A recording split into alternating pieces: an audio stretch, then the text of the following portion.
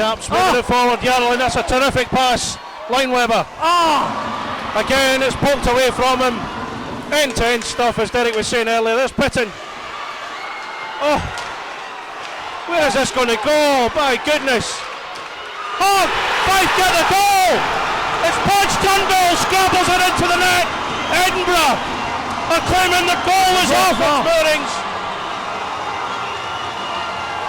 The Flyers are celebrating. The goal's been given, it seems. Fife Flyers go into a 2-1 lead. Podge Turnbull poking the puck into the net. Hydlowski very unhappy with that. Slaps the puck away. I've got a bit of sympathy with him. The puck did look from the angle that it had just come off the.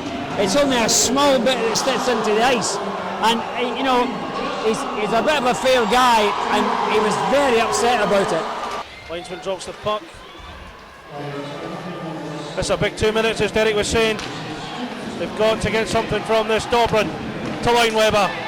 Lineweber, Dobrin first times it. Fizzes wide. Dobrin again, Lineweber. There's Yarrell in. That's in! It's a goal! Wonderful play. Capitals power play. Played it out. Duke Portwood puts it into the net. 2-2. Edinburgh Capitals scoring on the power play on 46-47. That is a massive goal. We have now got one hell of a game. As I said to you, that line were the guys that had to come out and stamp their authority, and they kept control of the puck, and well, fantastic goal, beautiful goal, played it well, and yeah, it's game on. I've got to get a change now soon. The big line. Fife, go ahead once again. My goodness, we've got a game here. They were just caught on the sucker punch there, going forward, didn't pick up the guy coming from the point. Yeah. And it was Bobby Chamont with the goal, it seems. Chamont certainly taking the plaudits for it. Absolutely, one end to the other. Yeah. Big save here, right down. 6th place, which could have a bearing on who ends up playing who in the playoffs. Yes. And I think Edinburgh have a game in hand. I'm not sure, but I have a feeling they have. That's right, Fife's last game is against Braehead next Saturday. Yeah. That's there we go, it's a goal for Fife. My goodness, Podge Turnbull into the Caps D zone, flicks the puck past Hydlowski. Fife Flyers go 4-2 ahead. So late in the game, that could be very costly now for the Capitals. That could be a very good 2 points for Fife Flyers. Capitals, well, what can you say about that, Derek? So disappointing, so late on. Absolutely disappointing, and again, a bit of puck watching. Turnbull it was almost like a lob at the goal net, and certainly the goalkeeper never seen it at all.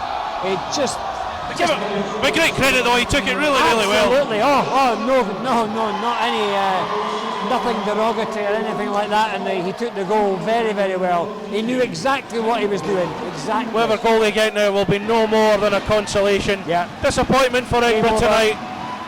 Hydlowski has been pulled, but we're inside the last 5 seconds. The Fife Flyers fans are on their feet in celebration, and there it is, it's game over. Fife Flyers win by 4 goals to 2. The players all celebrate among each other. Edinburgh players, well, it's a case of what might have been. Yeah, I think you're right, what might have been.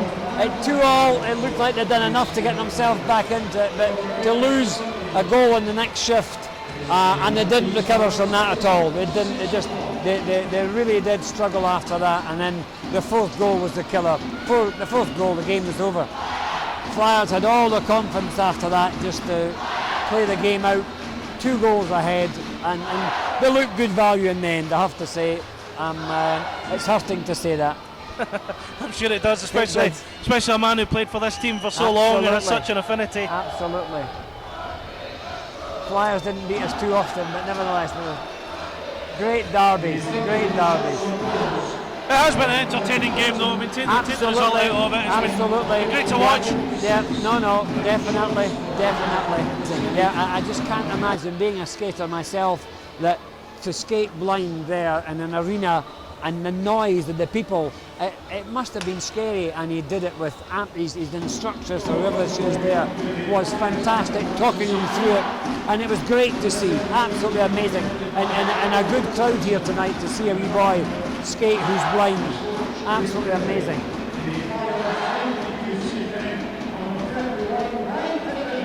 Brian Pitton, man of the match for Five Flyers. Yeah. As he comes over to collect his award. Comes over to speak to young Taylor Richardson. Poses for pictures with the young lad. Good to see Five Flyers singing their netminder's name. And he has played well tonight. Oh yes, I mean really, he played very well, you know. I don't know what the shots were, but I mean, there was a few shots on him, but he dealt with everything really very, very well indeed, yeah. Well, the five players go off. Five players go off to receive the acclaim of their travelling fans. Who made the short journey. Fans are being fair to them as well.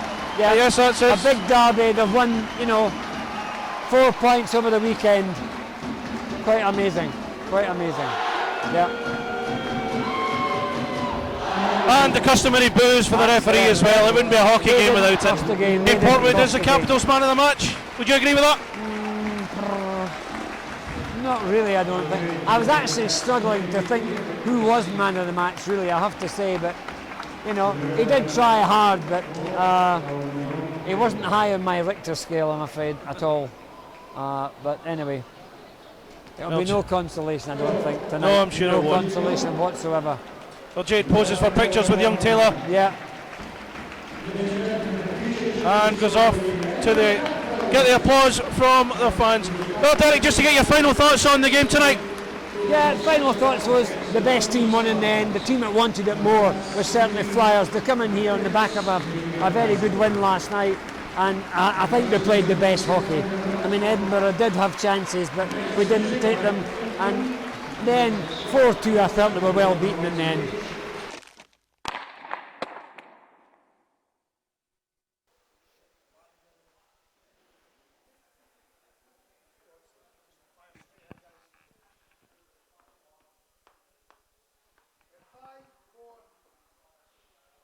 Richard Hardman, post Edinburgh Capitals versus Fife Flyers. What was your assessment of the game tonight?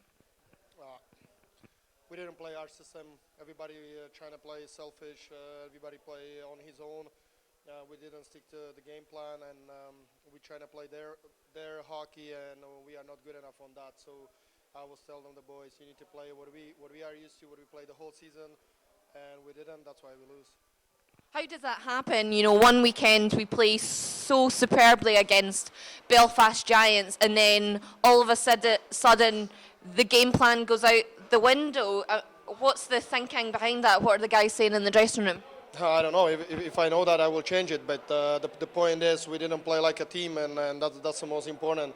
And like I'm saying, we was playing 15 individuals, and that's never worked. And what was Belfast? We play like a team. Today, everybody just wants to go by his own, and that's never works. It's fair to say that you're disappointed in everyone in the dressing room there. But where do we go forward from here?